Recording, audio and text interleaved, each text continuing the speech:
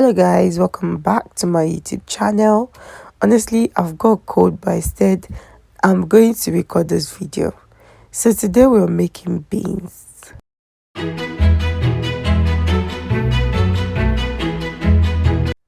And I mean delicious yummy beans, as in I'm telling you, this beans was everything. Like, it's banging. Now you might think that it's so easy to make beans, but sometimes it's just about the flavoring that makes all the difference. And obviously making sure you've separated your beans, as clean as possible. So there are different ways we can actually, like, kind of like separate beans, because when we buy beans from the market, there is the tendency that there is dirt inside it, stones, particles that we don't want in our food, to be honest.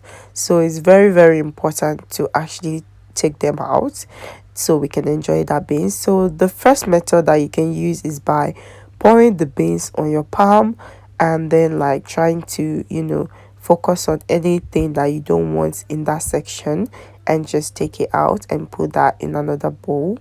And another method is just using the table method.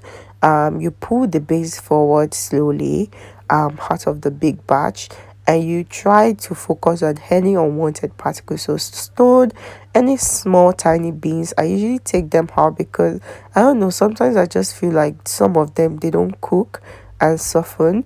So I just try to take out any smaller one. I don't really take everything out, but again, as much as possible, I take them out. And it's just, this is, I think this is the longest process that sometimes make me not want to cook beans, but I do believe you can get the already like separated ones, the cleaned ones. I used honeybee beans as showed. And before pouring your beans into the water, you need to rinse them. You really need to make sure you've washed your beans. Please, don't just pour it straight into the pot. It's actually very good to wash the beans to avoid, gassing, bloating. Again, it's not guaranteed, but it's really, really important to remove some apparently chemicals. I can't remember the names, that you don't really want in your beans. And also it helps you to increase the flavor. Anyways, it's just good to rinse them. You don't know where they've touched, to be honest, and you just want to make sure you've rinsed your beans. And yeah, I'm just doing that right there, and I've washed it about twice with slightly warm water, so I can make sure to have removed everything I want removed. And here I'm pouring my beans in already boiled water, so that kind of like speed up everything. I don't want to pour it in cold water and then make it soggy. I'm pouring like I'm soaking it. No, no, no. So I'm pouring my beans in like already boiled water, so we can get everything speeded up and going. So the beans is not soaking, it's actually softening and cooking. So yeah, my water was already boiled before I poured the beans in, and I'm going to stir everything together so it's not sitting at the bottom, and then we let that boil. I was just showing you guys I was making akara on the side. How nice, making two beans recipe at the same times. Amazing. But yeah, I fried that and we enjoyed it. With the beans recipe, you want to turn down the heat when you're cooking the beans. You need to turn it at least, so if your highest is 6, turn it to about 2, and that makes it easier for you. And it cooks with literally the water you pour in as well. And here I'm just using my pepper mixture.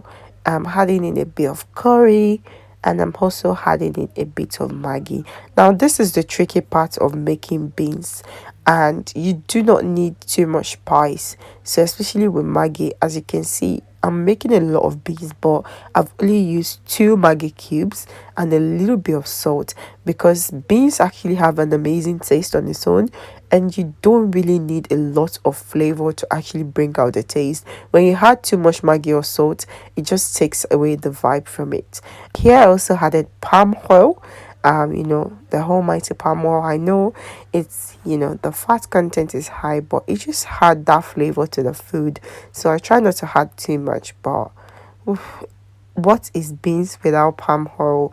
I mean, yes, we can still make delicious beans without palm oil, but for this particular recipe, I really wanted to make it like the Nigerian in me was screaming, so I added the palm oil. Okay, yes. Now, after adding the palm oil in, we need to make sure this is all cooked as well. So you need to cover up the pot and let the palm oil simmer, and then you can stir it again. So it's literally just letting the palm oil simmer, stirring your beans. You might need to kind of like break it up a little bit by stirring it to the side of the pot to kind of like just mash up the beans a little bit. And look at that deliciousness. The beans is soft, it's delicious.